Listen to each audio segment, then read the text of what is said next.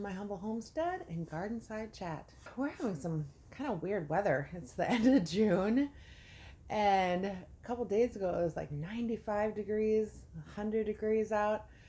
And this morning it's afternoon now because I was outside, but I'm wearing a sweatshirt. It's actually beautiful out, but for late June, it's really cool.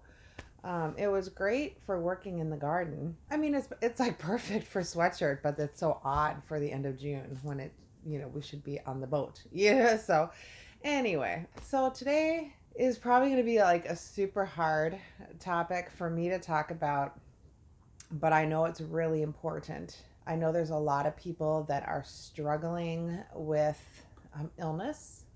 I know people who have had like post-COVID, people who are dealing with different autoimmune disorders, just different things that are going on. So this is the reason why I'm going to go through the things that I've gone through. I've touched a little bit on it in some of my videos, but I'm going to get raw and real and go through why I am doing the things that I'm doing, why I have chose to grow my own food, as much of it as I can.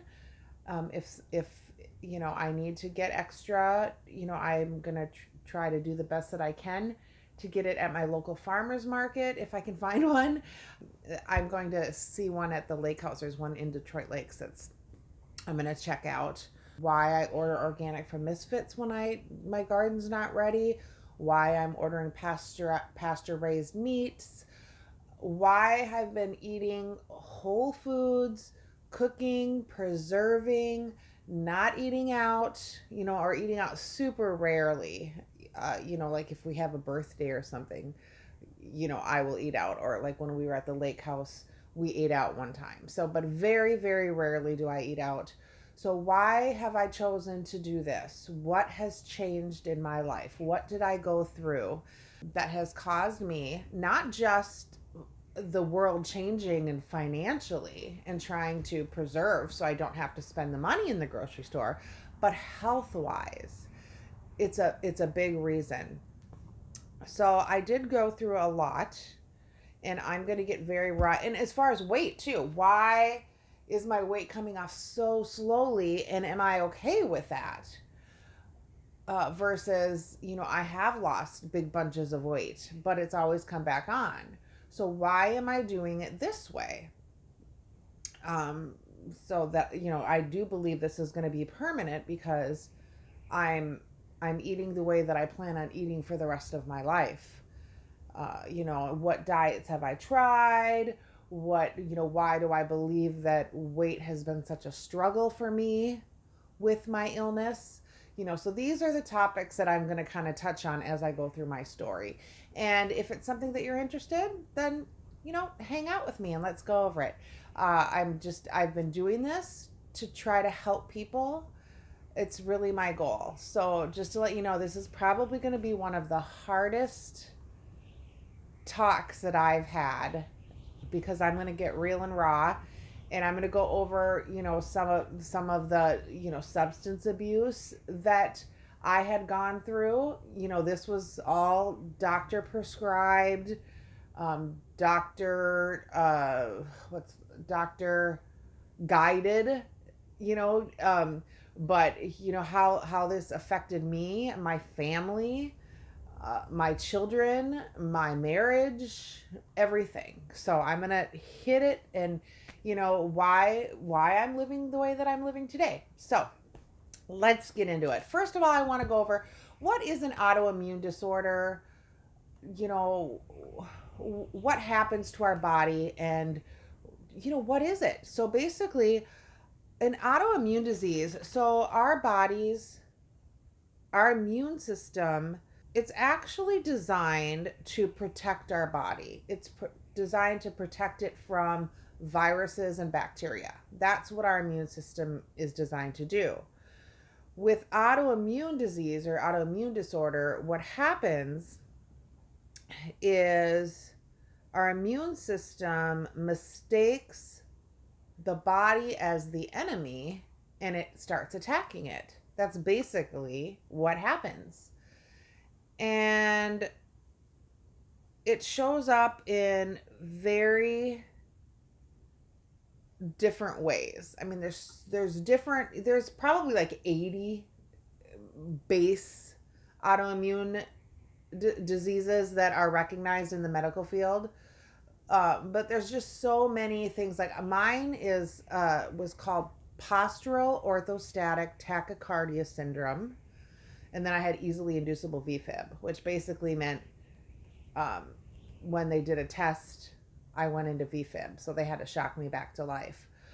But what POTS was basic, or is, it is basically I would stand up and my heart rate would shoot really fast and my blood pressure would drop really low and I would faint. I wouldn't always faint. Sometimes I would just, when I'd stand up, my heart rate would go really fast and I'd get dizzy and I wouldn't know what was going on. Or basically I would be walking or I would do whatever. My heart rate was always going fast and I didn't know. I would just always have a fast heart rate. So I went undiagnosed for 4 years. And by the time, I mean, I knew something was wrong because, then I had the autoimmune side of it, which I was having headaches. Never had headaches in my life. Didn't know why. So I'd go to the doctor and, headaches is super hard to diagnose. I had other, I got really tired. So I was in school at the time at the University of Minnesota. And all of a sudden after class, I would just come home and like go to sleep. I couldn't do anything.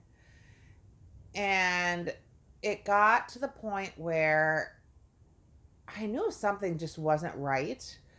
But I would go to the doctor and nobody would. I would start having chest pain and, things like that. They wouldn't diagnose. I was super thin then. I was like in my 20s and they just wouldn't look at my heart. So they, I'm going to fast forward over to a lot of this because I talked about it in my fruit leather. So basically, I ended up, getting diagnosed with POTS, going through all of that. It did take a while to get on the right treatment plan. I ended up finding a doctor at Mayo who, over the phone, because, I couldn't get into Mayo, who found a doctor in Minneapolis, I lived in the cities then. And he fortunately was very smart. He's retired now. I miss him. He's a great cardiologist. And I used to be in the hospital all the time. And when I saw him, he just basically adjusted the medications that I was on and took care of that. However, he dealt with the heart symptoms. So then I was having all these headaches and not knowing what to do.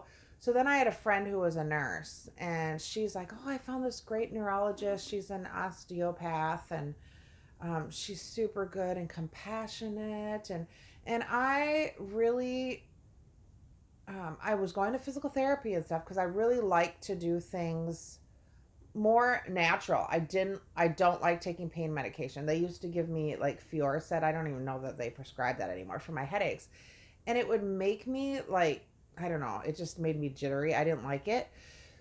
I went and saw her, and the first thing I said to her was, I don't like pain medication. I won't take it. But, you're an osteopath. What can we do? So that was fine the first day, whatever. She adjusted me. The next day I went back, she just gave me this whole, you really gotta, because the reason why I'd go in the hospital is because I get super nauseous and I vomit and then I couldn't keep my heart meds down and it was just such a vicious cycle. So that's why I'd go in and I'd get dehydrated. And so I'd go in the hospital and then my migraines were hormonally induced on top of that. So then it was like 3 days before my cycle every single month. So like every other month I'd be in the hospital because they'd be so bad. So literally in 2 years I had 200 hospital stays. It was just ridiculous. So she would say, you got to just hit it at the onset. If you just get it right away, get it under control, you'll be great. And I kind of fought it a little bit, but then I was like, okay, I'll try it. That's fine. I tried it. Fell for it, hook, line, and sinker. Fast forward, I mean, first of all, I'm not a good medication person. I'm just not. Now, like at, I can't even remember, honestly, the last time that I took the strongest that I've taken probably in the last, I would say 5 years. I'm trying to think of how long I've lived out in North Dakota or even like the Moorhead area. I can't even remember, but probably in the last 5 years, the strongest thing I've ever taken is Tylenol with codeine. And I think the last time I took it, I think I was living in West Fargo, and I was so sick, and I took one. I was at my other job, so I wasn't even with my present job. It was a job before, and I took it, and I think I couldn't wake up for like a couple days, and I just thought, first of all, I thought, how did I ever take this medication that I used to take? And secondly, I thought, no wonder why I never wanted to take it. So when she prescribed me this medication, I didn't realize, but I think it just totally altered who I was. Partly, I guess the reason why I'm going over this is because I think a lot of people, and I know when you're in pain. I mean, I know at some point you almost do anything to not be in pain, because believe me, I was there. I still have pain. I do. I still have pain. Fortunately, I was going into physical therapy for, oh gosh, I mean, probably 15 years. And I had these physical therapists in Burnsville that were so amazing. It was so funny because they were so patient with me, because it probably took years for me to totally get this. I was probably on the medication too at the time, but they would always tell me, you have to exercise, and you have to exercise gets oxygen to the areas that you're in pain. You just anything, you just have to be active. And I would think, oh my gosh, as horrible as I felt all the time, I was literally in bed for 15 years, literally in bed. Like, I was bedridden pretty much. I mean, my kids know. I was that sick. And the thing is I look back and I probably didn't really need to be. I think a lot of it was the medication. Now, I think a lot of it was that I was sick, but I think a lot of it was the pain medication that I was on, the lack of knowledge. And I mean, I do know, okay, so back when I was a heart patient, when I was first sick, I went undiagnosed for 4 years. So my heart was damaged to a point where I had an infraction of 30%. So my heart was only operating at 30%. So I do know that it took a while for that to heal. But fast forward to, many years later, I think a lot of the pain medication that they had me on kept me immobile. I mean, I think about when I take just a Tylenol with codeine, how it makes me so tired, and the amount of medication they had me on, I don't even know how I was alive. And I remember when I gave birth to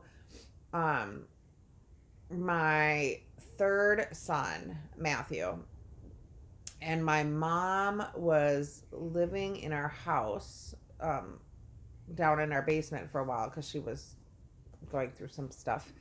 And I remember because I had 3 C-sections. Was on Darvocet. I remember that. I don't even know if they use that medication. This is aging me. And so after that, and I remember I had, which now would be just considered postpartum depression. But I remember I was so depressed, like people from our church would bring me meals, because that's what we do at our church communities. And I wouldn't even get out of my pajamas. Like, they would come and bring me meals, and I'd be in my nightgown, and my mom would have to bring me the baby to nurse. And I remember laying on the couch, and I started thinking, and I was kind of just praying, and I was like, something is not right. And I just felt like, you know what? And I felt like, I had been out of the hospital for a while. So really, I probably didn't even, I was just thinking, just take the ibuprofen. Don't take the pain medication anymore. And literally within 24 hours, I was back to myself. I was like, taking care of the baby on my own. And so what I had realized is that the pain medication had made me severely depressed, so severely depressed. So I'm looking at that, and I'm looking at all the times that I was on the pain medication for my migraines, because and the reason why I was on pain medication for the migraines is because when I had my heart issues, I couldn't be on migraine medication, and I have severe reactions to anti-nauseas. Like I get super psychotic, so I can't take anti-nauseas. So unfortunately, that was what the problem was. Why originally I was just trying to do it like naturally with osteopath and physical therapy and things like that, but this doctor had and I'm talking I was on like IV Dilaudid and IV Benadryl is what I took for my nausea. I was on that at home. My ex-husband used to go and get it, and it got to the point where my body was dependent on it. How that doctor could give somebody that much stuff. And I remember how sick I was, like sick from the medication, sick, like bodily addicted to that medication. And I'm saying this for somebody because I know I have friends who didn't come out of that. Okay. There was one lady who actually died under the hands of these couple doctors in the hospital. And I have another friend who was so addicted to medication, and I don't even talk to her anymore. I mean, I think she's fine, but took years. It was so bad. She ended up having neck surgery, things like, it was so bad. And so much of this medication this doctor prescribed ended up on the streets. It was just not good. It was not good. And I did try to report this doctor, and I ended up looking bad. So long story short, I mean, I still see I don't see anymore because I live out here, but I did see a neurologist from that clinic who actually was on the board of medical school at the U when I went there. And he knows. We had lots of conversations about it.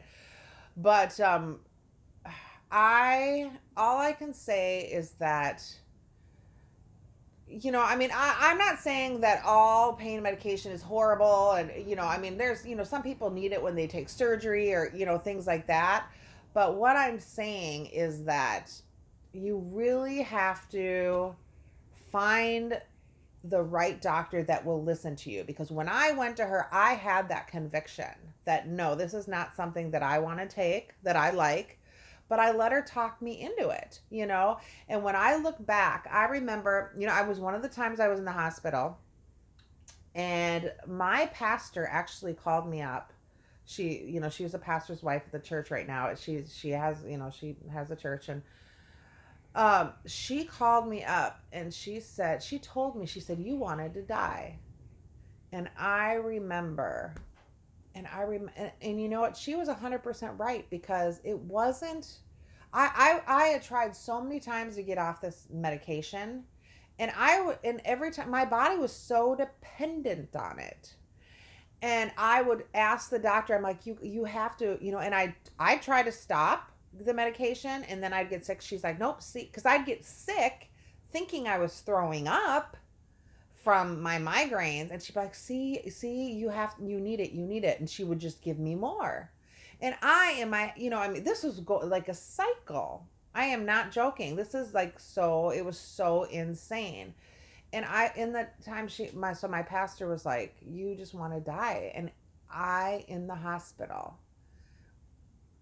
I did. And it wasn't like I was trying to give up on everything. I just didn't want to live the way I was living anymore.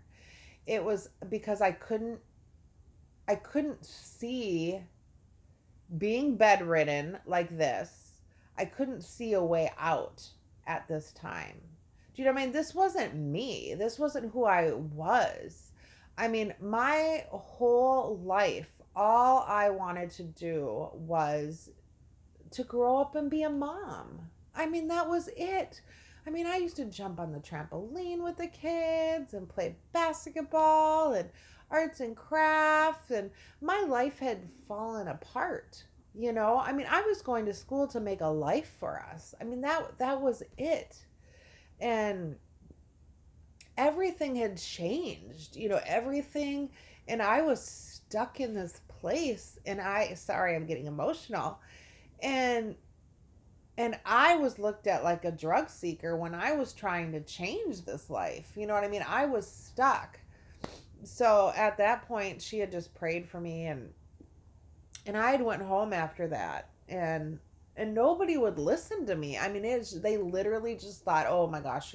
So I literally went home after that hospital stay, and I just decided, you know what, no more. I am not taking these medications anymore. I don't care. And during this whole time, I knew that my migraines were hormonally induced. And so I had begged. I had seen an OBGYN. I had begged for a hysterectomy because I knew it was literally like clockwork, 3 days before my cycle, every single month. So I begged for a hysterectomy on top of everything else. And my ex-husband had a vasectomy at the time.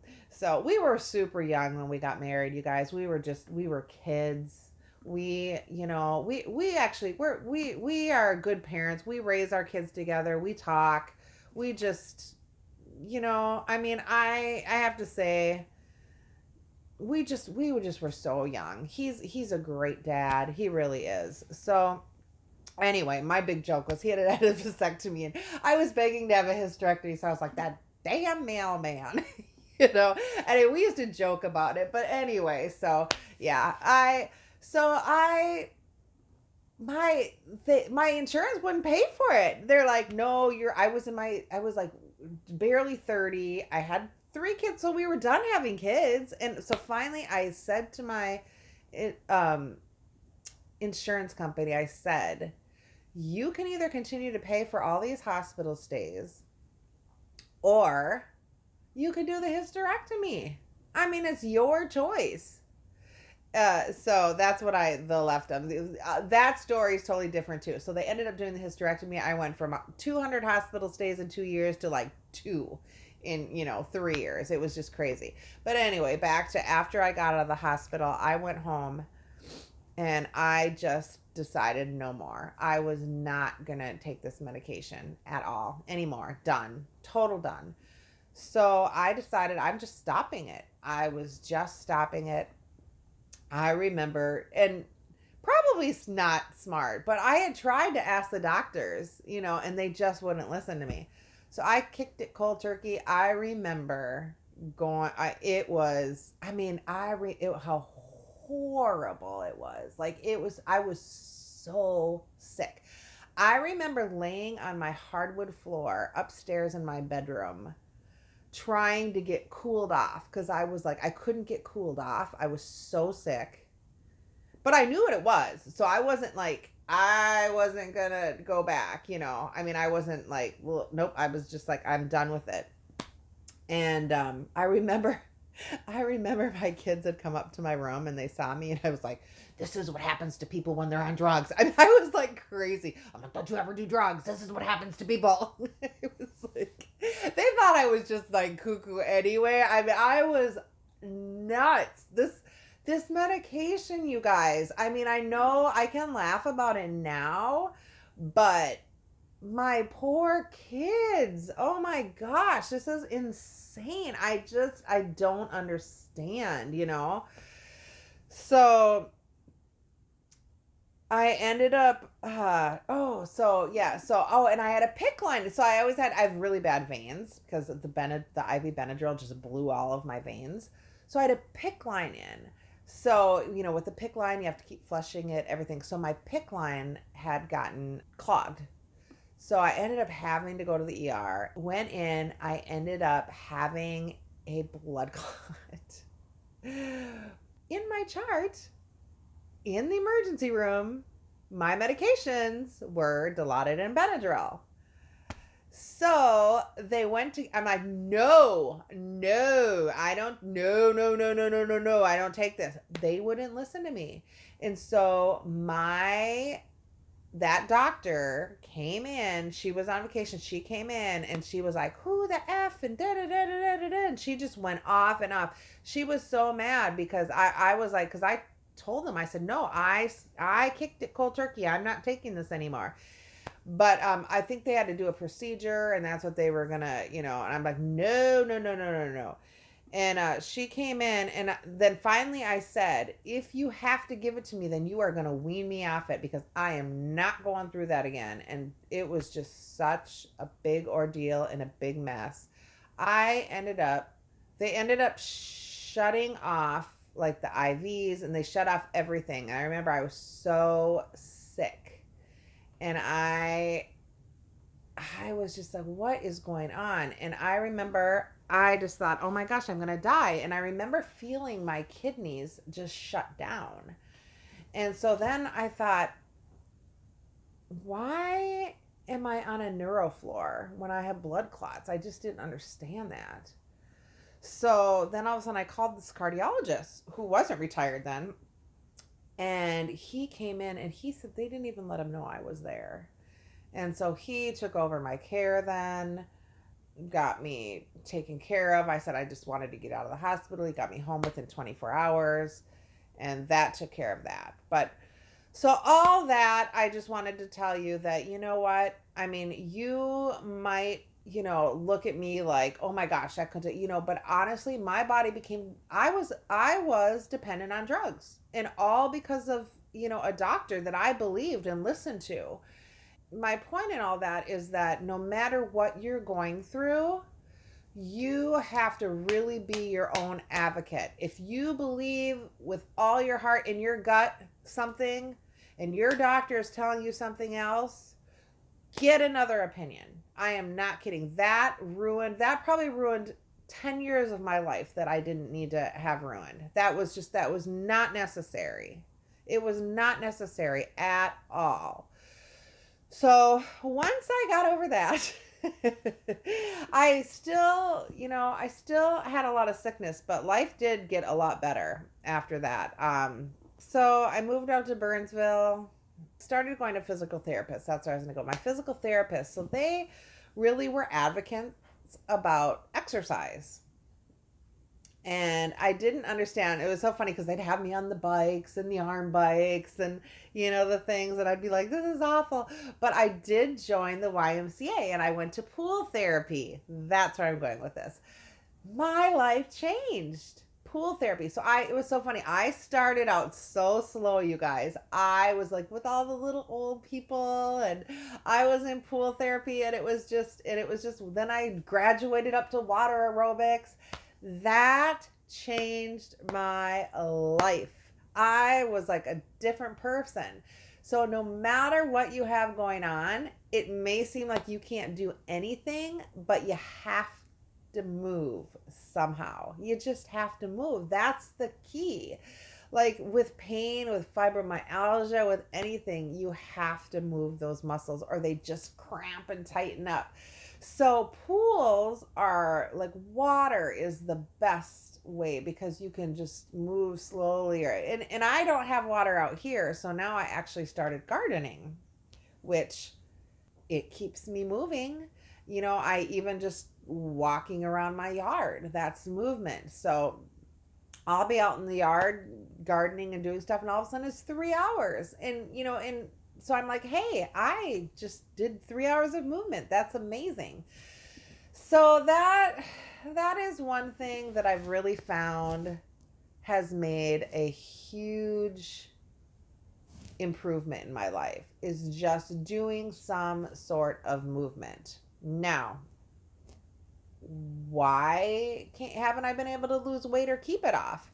That's a great question.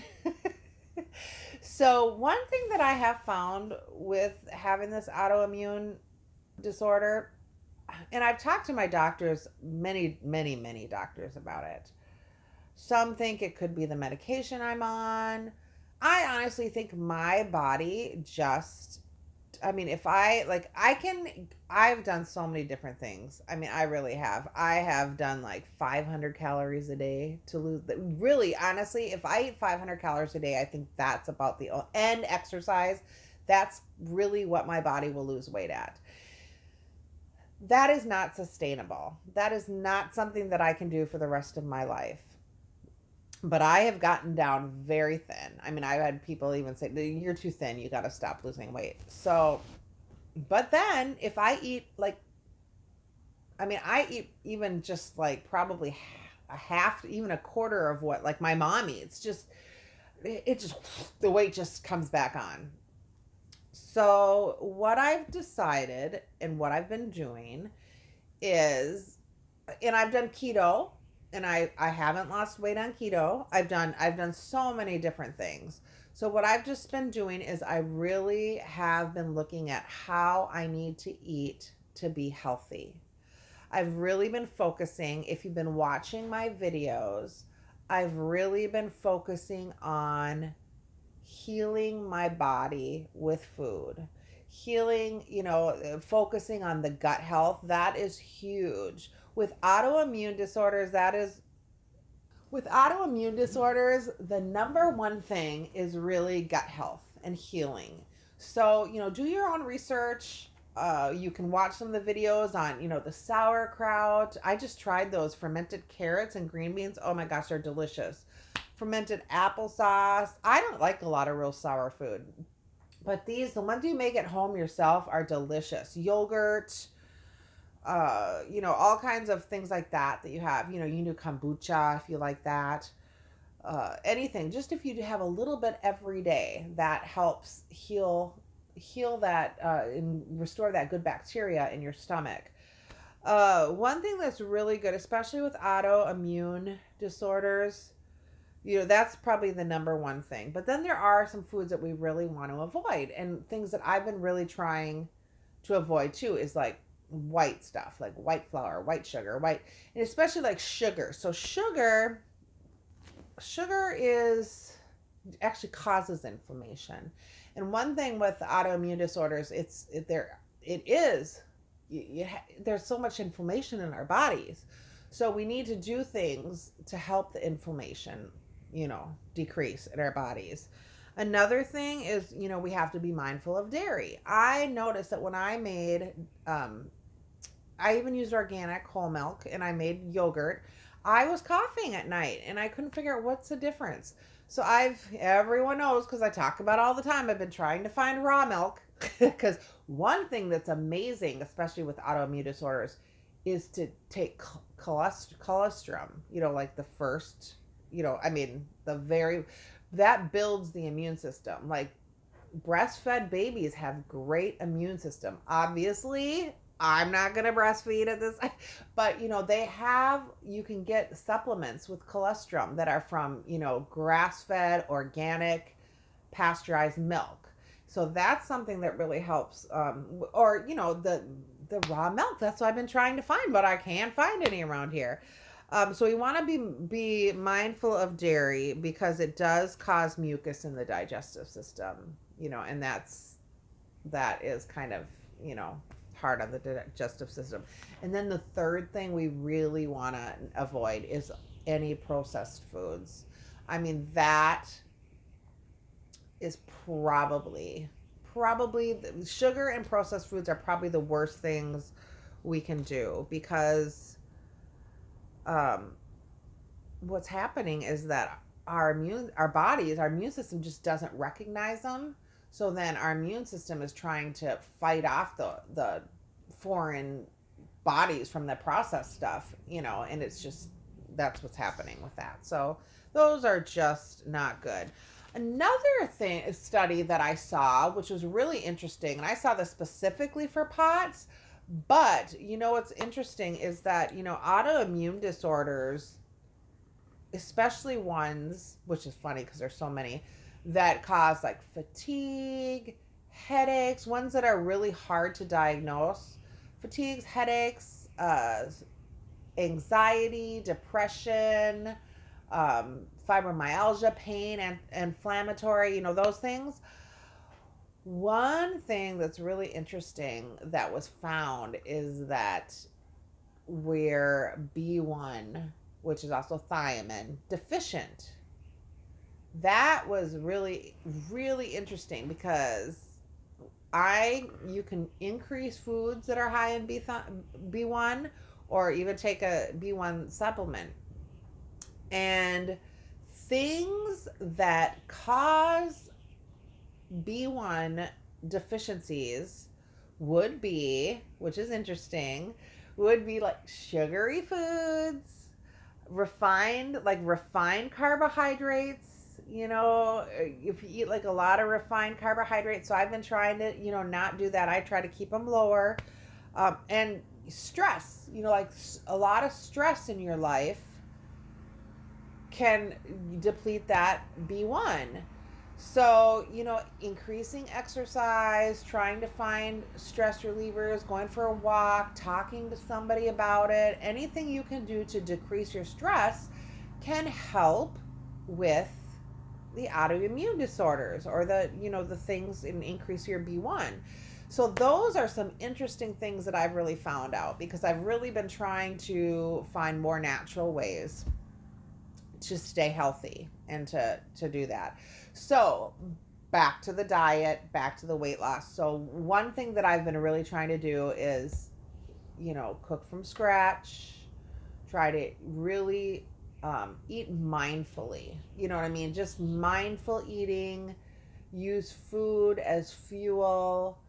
I'm not saying I don't ever have a treat. I made healthy banana bread the other day. It was delicious. I mean, it really was. And I'll have, if I want something sweet, I'll find something that will take care of that need. So, yeah, I don't deprive myself. I don't, like, I'm not so strict on, I don't do keto. I don't, but I do try to really limit my carbs. That's really what I do. But I do have brown rice. I do soak it before. I do have steel cut oats sometimes, and things like that. So, but with me, so I probably lost 5 pounds in the last 2 weeks.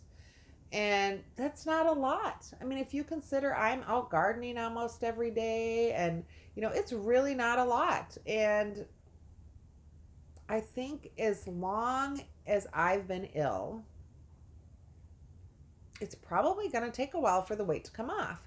But I really feel it's going to take a while. It's going to come off, but I feel it's going to be permanent, just because this is the way I plan on continuing eating for the rest of my life. And, it's sustainable. It's easy to do. It's the way I feel healthy. And so, yeah, I'm not gonna, fret about it. Do I wish I could lose weight faster? Oh yeah, absolutely. Do I wish that I could go lift weights and work out, and yes, but I'm doing as much as I can do right now. I also have to maintain, I work full time. I want to be able to do the things that I want to do with my gardening and my food, and things like that. And if I look at me right now compared to where I was when I was really sick, I'm blessed, and I am happy that I can do these things. And I can hang out with my grandkids. I can go to the lake house on the weekends, and go to a farmer's market, do things like that. I wasn't able to do a lot of those things before. So, I really consider myself very blessed. I just really wanted to have this discussion here to let people know that when you are fighting an illness or an autoimmune disorder, I guess the number one thing is to really be your own advocate. If you're seeing a doctor, I have to go in for my year checkup. And I'm actually kind of excited to go, because I haven't seen my doctor since I've been doing all of this stuff, and like my herbs and things. And I'm ready to talk to her about it, because there's a couple of my medications that I have really decreased. And I want to talk to her about it, because my goal is to get off all of my medications. And so I want to go over that with her, and come up with a plan, because I haven't done that. So yeah, but I want to be smart about it. I don't want to have, I have been totally released from the cardiologist for years, and I don't ever want to have to go back. So yeah, so I just plan on continuing what I'm doing. You know, like I've always said, 80% of our immune system comes from our digestive health. And so as long as I keep practicing a healthy lifestyle and healthy eating, I really believe that I'm going to continue to live a very healthy life and live long. So, anyway, that's just kind of what I wanted to share today. I hope it was helpful. If any of you are struggling with autoimmune illness or other sicknesses or things like that, and you have questions, feel free to leave comments or ask about them. I'm always up to answer any questions or help out, with anything as far as suggestions or, ideas. Like I said, always research yourself. Take whatever you hear with a grain of salt. This is my story. I'm not saying it for any, reason to make anyone feel bad or feel like, but this is kind of what happened to me. It was very traumatic. I feel like I missed out. My kids missed out on a lot that I don't know what else to say other than that. I just feel like my whole life was my children, and I feel cheated. I feel cheated. And I'm glad now that I've realized this, and I'm trying to share this so I can help other people so they don't have to ever miss out. So, all right. Thanks so much, you guys. Please share and be blessed and all those things, and I hope that you guys have a wonderful day. All right. Bye.